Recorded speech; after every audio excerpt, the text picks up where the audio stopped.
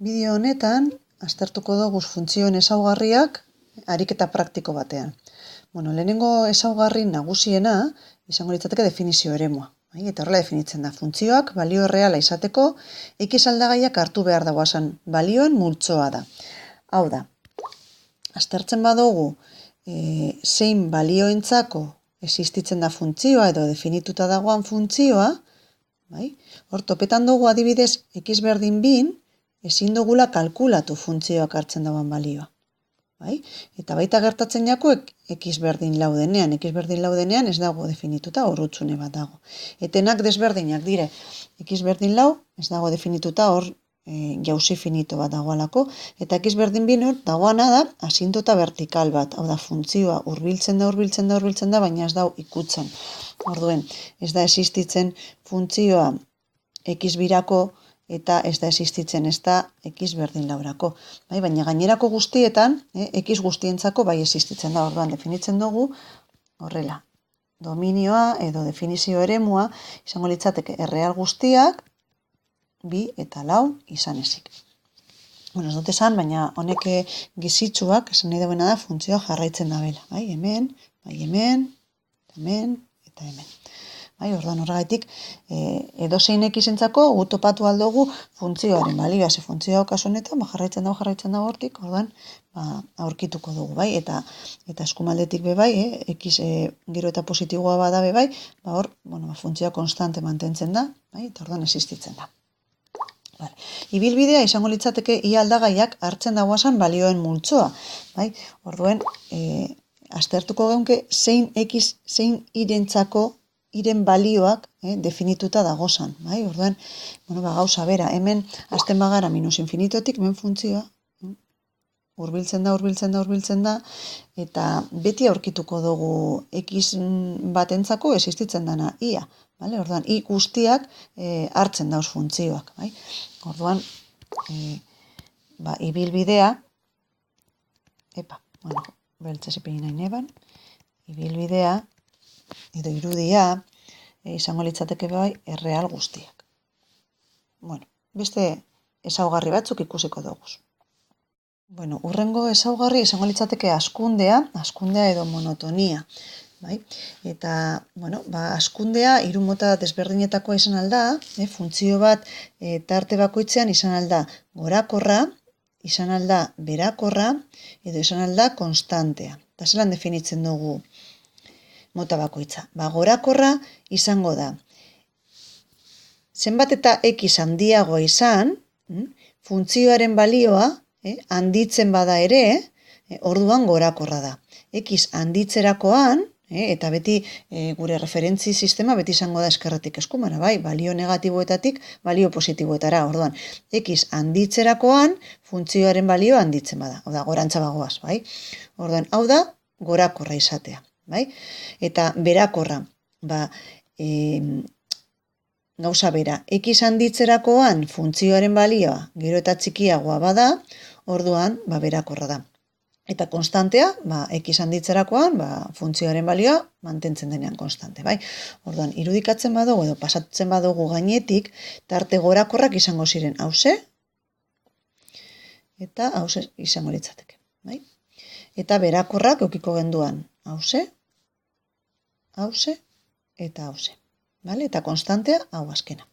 Orduan, zelen definitzen dugu?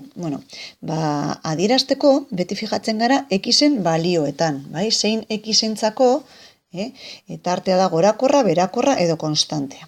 Orduan, hasten gara gorakorretik. Gorakorrak adieraziko dugu horrela, gorakortasun tarteak izango ziren. Orduan, esan dugu. Gorakorra dela, zati honetan, Orduan, zein X-entzako gertatzen da hori? Izango da, minus batetik batera.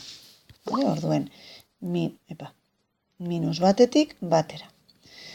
Eta non gehiago da gorakorra? Irutik laura, segu beti fijatuko gara X-en.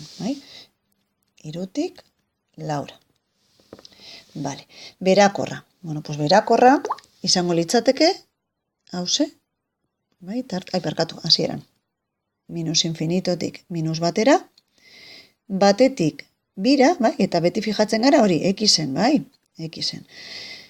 Eta bitik irura, bai? Xen fijatzen gara. Bueno, orduan, berakortasun tarteak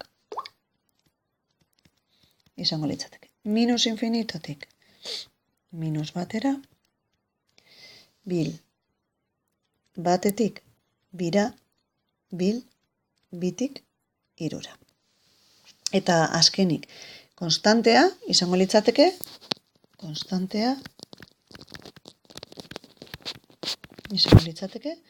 lautik plus infinitora. Hori da. Hurrengo ezaugarriak izango ziren maximo erlatiboak edo minimo erlatiboak, astu jate idaztea. Hoi ba, erlatiboak. Vale. Maximo eta minimo erlatiboak, honek dira. Maximo erlatiboa da, funtzio gorakorra izatetik, berakorra izatera aldatzen diren puntuak dire. Hau da, gorakorra izatetik berakorra izatera pasatzen den edo aldatzen diren puntuak dire. Hori da maximoa. Eta minimo erlatiboak berakorretik izatetik gorakorra izatera. Horrek dira minimo erlatiboak. Orduan, zelan adieraziko dugu? Puntuen bidez. Orduan, non daukaguz maximoak? Funtzio honetan bakarrik daukagu hori bat. Eta izango litzateke maximoa eukiko genduan puntu honetan. Bat puntuan. Adierazten dugu puntua. Eta minimoak eukiko genduan bat hemen eta beste bat hementxe.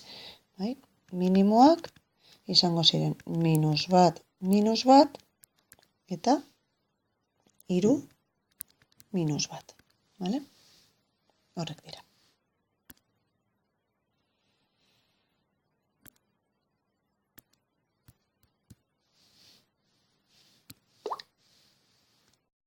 Beste ezaugarri garrantzitsu bat da ardatzekiko ebakidura puntuak. Orduan daukagu alde batetik 0x ardatza edo absisa ardatza, eta zuzena bezala izango litzateke i berdin 0 zuzena, eta orduan hemen aurkitzen dugu, puntu bat, bi, hiru, eta laugarren hau ez dago definituta, hiru puntu daukaguz. Zehatz mehatz ez dakigu zeintzuk izango diren bere koordenatuak. Lehenengoa izango litzatekela 0,0, bere koordenatuen bidez, adierazten dugu. Bigarrena, izango litzateke demagun 1,7, 0, zehatz ez da. Eta bestea 2,6, 0, Eta, i ardatzarekin, i ardatza edo ordenatu ardatza, zuzena bezala izango litzateke x berdin 0 zuzena, eta bakarrik daukagu puntu bat, izango litzateke 0, 0.